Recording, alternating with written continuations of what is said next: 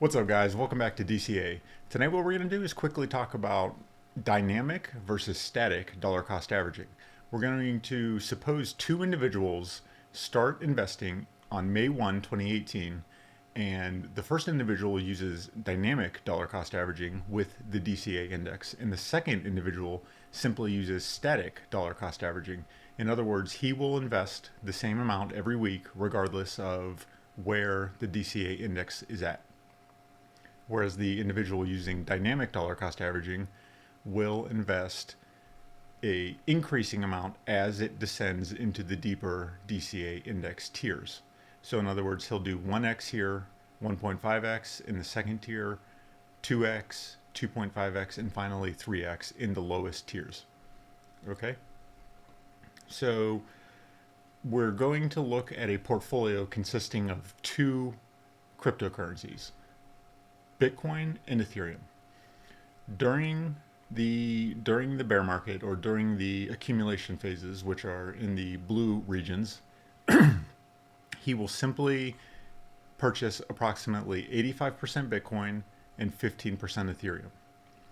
Then when we get into the more parabolic zones, which we've discussed many times on this channel, he will sell his Bitcoin and use the profits he's made during this period in order to move into altcoins, because as we know, Bitcoin leads the market cycle, followed by the altcoins. So we're just going to use a simplified model here of Bitcoin and Ethereum and show the profit difference at the end.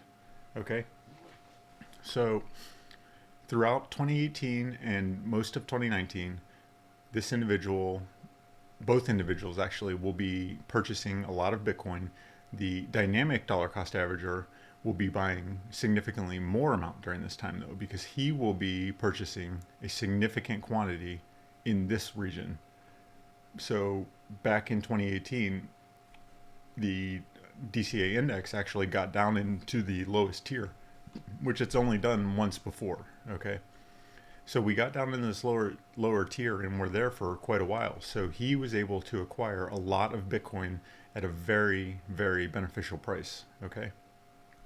Whereas the static dollar cost averager still purchased in this zone, but he bought the same amount that he would have bought if it were here in the 40 to 50 region. Okay. So I just marked this zone because the DCA index did get into the 60 to 70 region.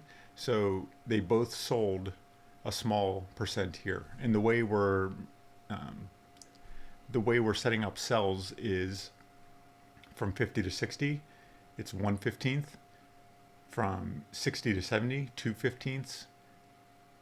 70 to 80, 70 to 80 is 3/15, 4/15, and finally 5/15 at 90 to 100.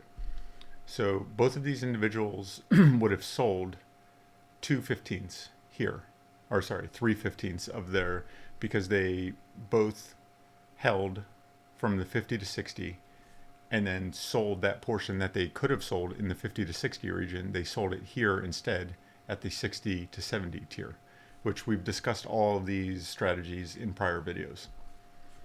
Okay, so they both sold 3/15 of their Bitcoin holding here. Okay, so that's just profit that they've made from basically from when they started up until here. Okay. So, and we'll go look at a graph here soon to show you the actual profit difference. So now they go back into the accumulation zone, this short-lived bull run that we had here. They go back into an accumulation zone and both start buying again.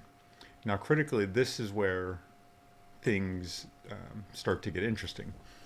So in January, the DCA index hits up to the high 80s level. Okay, so both of these individuals will sell approximately half of their Bitcoin at this time.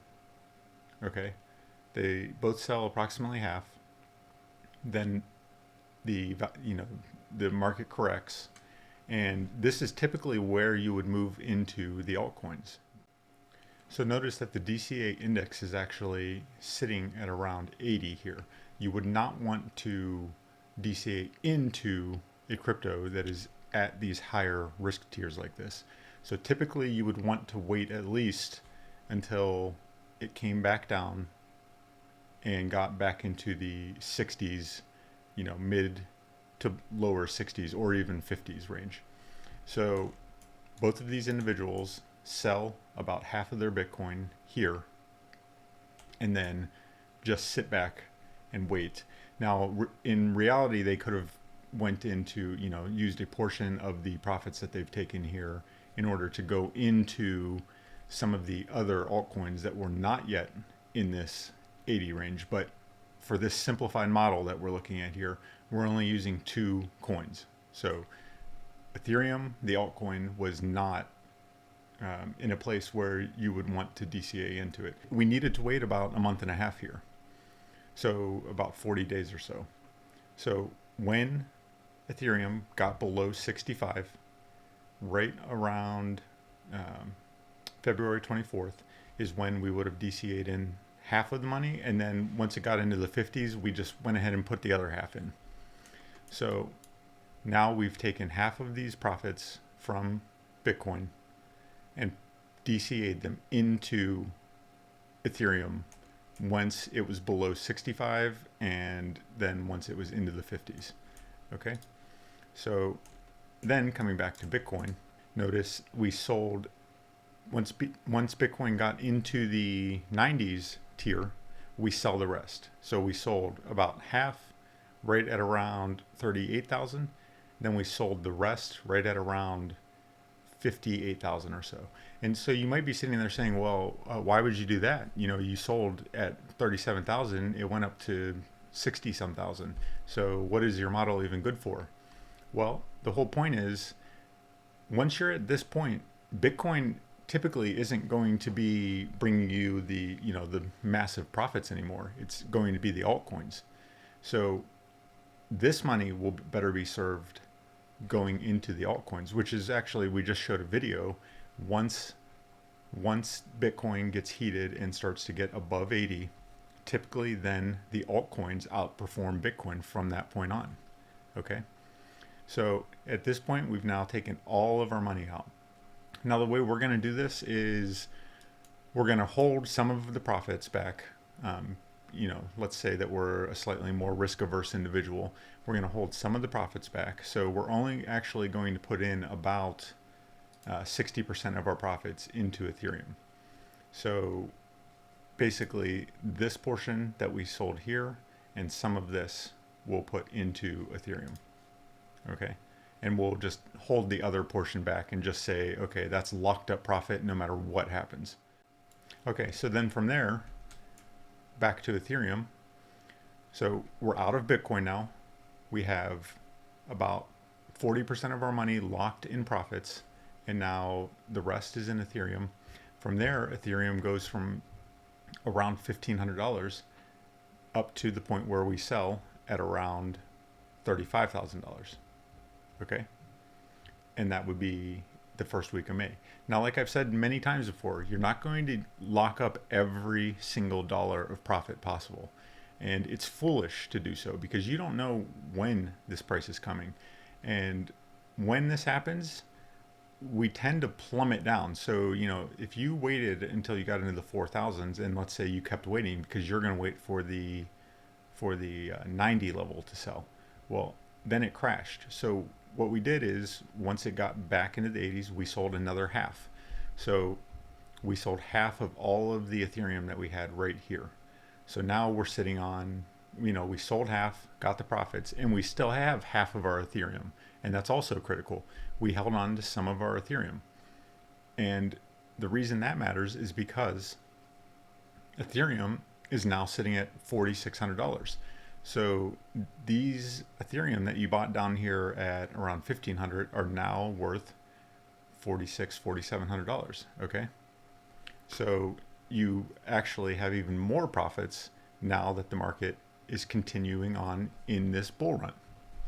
And so, in addition to that, we continued to reaccumulate then once Ethereum got back below this 50 level.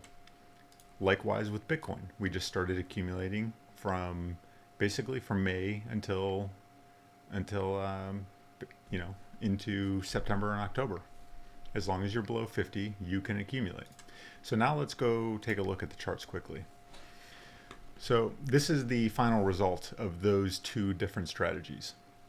So the individual who dynamically dollar cost averaged, at the end of the day, invested slightly more than the individual who statically DCA'd. So the way I set it up was $250 was the standard weekly investment. Okay, so this individual who statically DCA'd invested a total into Bitcoin.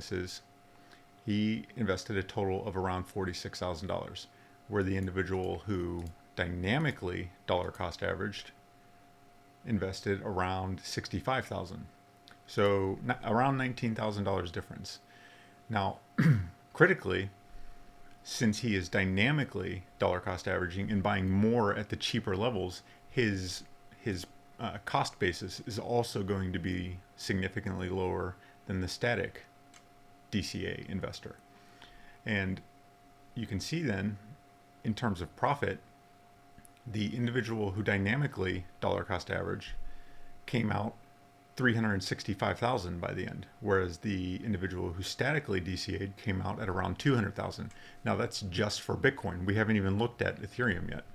So when we come over to Ethereum, this is where the real profit difference occurs. So this is, remember, we moved about 60% of the profits into Ethereum in February. So naturally, the person who is dynamically dollar cost averaging was able to move much more into Ethereum than the individual who was statically DCAing. This individual moves around 250,000 total into Bitcoin or into Ethereum by the end of the investment period, whereas this individual is only able to move around 125,000 or so. Okay, and the dynamic dollar cost averager for Ethereum ends up right at around 800,000, whereas the static dollar cost averager finishes right at around 575,000. Okay, so all in all, you know, the person who's dynamically dollar cost averaging throughout the course of the bear market finishes at around $1 million for a total investment of about $75,000. So he puts up $75,000 and finishes with right just under $1 million, whereas the individual who statically dollar cost averages finishes right at probably around 750,000, and his total investment is somewhere at around 55,000. Okay, so a $20,000 a $20,000 total investment difference actually leads to several $100,000 change over this 2-year or 2.5-year period from 2018 until currently. Maybe, I guess it's about 3 years at this point. So a 3-year period. Okay, so what this shows is, guys, the power of dynamically dollar cost averaging. So if you can be purchasing at the lower prices once you're in these more advantageous DCA zones, if you can be increasing your buys during this time and then moving into the altcoins when the market really gets heated, that's how you can maximize your profits. So what that would look like now is, as we move into, so right now we're sitting in this 50 to 60 zone. As we move into these higher zones, so once we get into 70 and 80, moving out of Bitcoin and into the altcoins. Okay, or even if we get into 60 to 70, you can move a smaller portion, so 1/15th, 2/15th, 3/15th, 4/15, 5/15. Okay, so you just sell those ratios as you go up and move it into altcoins. Now critically, whereas I only sold half of my Ethereum here, you have to be careful. I will admit you have to be careful, because this could have very well been the end of the bull market. But with that said, when you're sitting on when you're sitting on all the profits you've made up to this point, holding a little bit, if you don't squeeze out every last penny from your investment, it's probably okay. So, you know, it's just the risk reward. But like I said, if you were in a situation where you haven't been accumulating for that long, you might want to sell it all here, because you don't want to get stuck if you don't have profit. If you haven't been accumulating since an earlier time, like 2018 or something, maybe you just started accumulating, say at the end of 2020, maybe it is wise for you to sell it all right here, because you don't know that the bull market will continue. So to hold, we didn't get into the 90 to 100 range, but you sort of have to analyze what your personal situation is. When you've been holding since 2018, you're sitting on a large quantity of profits, and you've already sold some here, and then when you sell some here, you're sitting on quite a large profit. So it's you sort of have to adjust based on how long you've been in the market and sort of what your risk tolerance is. Okay, so that's it for this one, guys. If you're interested in getting the DCA index, you can head over to the Telegram channel. I'll put a link below, and there's a sign up form there, and I'll send it out to you guys.